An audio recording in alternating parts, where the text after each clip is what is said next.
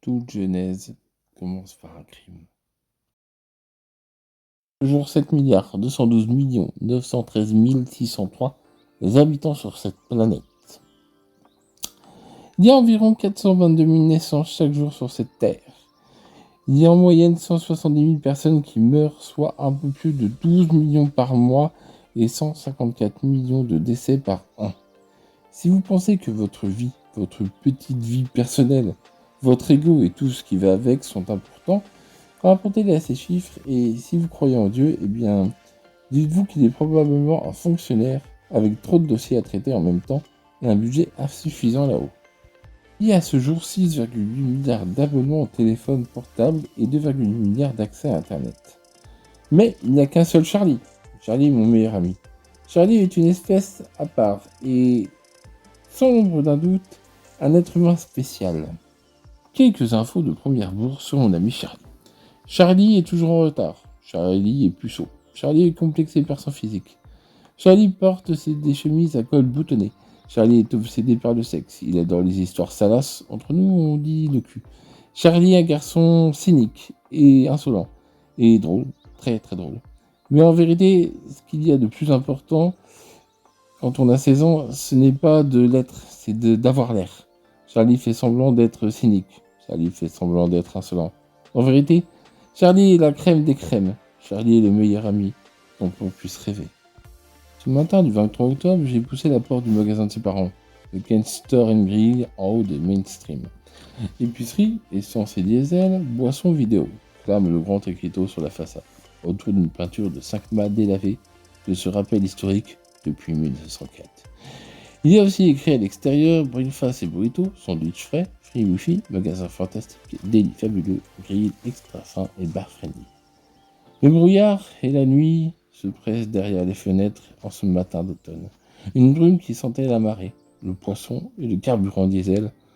Comme dans tous les ports du monde, il y avait aussi les bruits.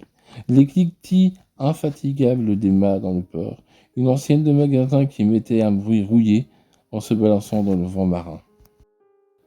Les mouettes dont les cris vrillaient la brume, les miaulements du vent lui-même, qui montait et retombait, montait et retombait. La ferveur sourde lointaine et mystérieuse de la mer, le teuf-teuf-teuf du bateau à moteur invisible quittant le port.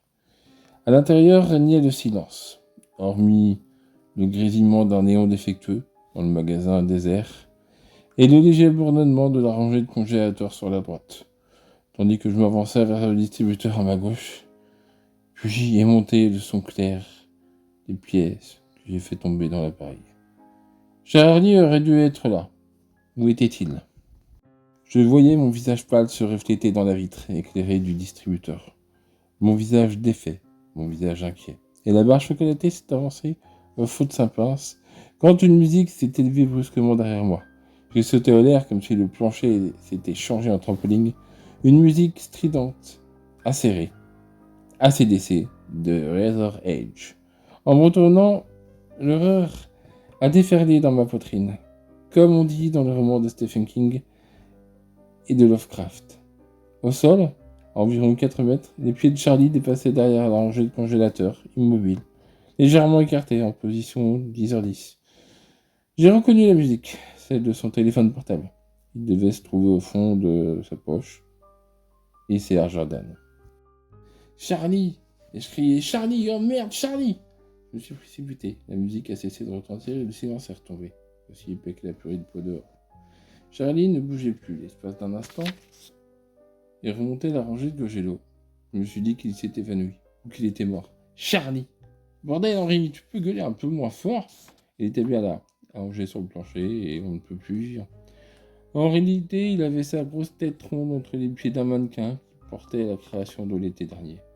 Comme il disait, la raison pour laquelle elle n'avait pas encore été remplacée par des vêtements d'hiver m'échappait.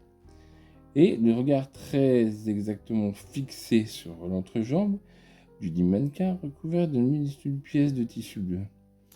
Tu vois pas ce que je me concentre? Qu'est-ce que tu fous? Attends la fille, j'essaie d'imaginer avec une chatte. Quoi? Quel genre de chatte ce serait d'après toi? Putain, Charlie! Il s'est relevé, s'était poussé la main, a brillé, s'était tiré. Quoi? Me dis pas que t'en avais jamais vu. Oh, mon Charlie, s'il te plaît, pas aujourd'hui. Je t'interdis de... Il a levé les mains en signe de paix, a remonté sa mèche cheveux derrière son oreille gauche. Charlie a les cheveux raides et noirs, comme des plumes de corbeau, et séparés par une raie nette au milieu, qui laisse voir son cuir chevelu. Comme il les a intantinés longs, il les ramène en permanence derrière son oreille.